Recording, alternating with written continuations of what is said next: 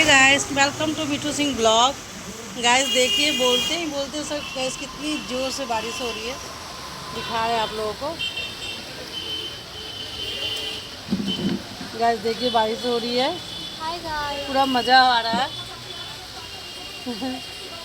ये बारिश होना, जोर जोर से हवा चल रहा, मुझे बहुत अच्छा लगता है। मुझे बहुत पसंद है। तो गाइस अभी हो रही है बारिश। ये बारिश रुकने वाला है नहीं, क्योंकि पूरा आसमान पूरा रेड रेड हो रहा है। सारी रात आज बारिश होगी। अच्छा है, मज़ा आता है। मुझे तो बहुत अच्छा लगता है, ठंडी ठंडी हवा, बारिश होना,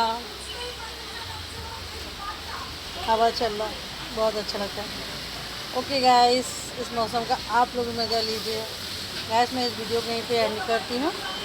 फिर मैं मिलती हूँ आप लोग से दूसरे ब्लॉग के साथ। Good night guys, good night.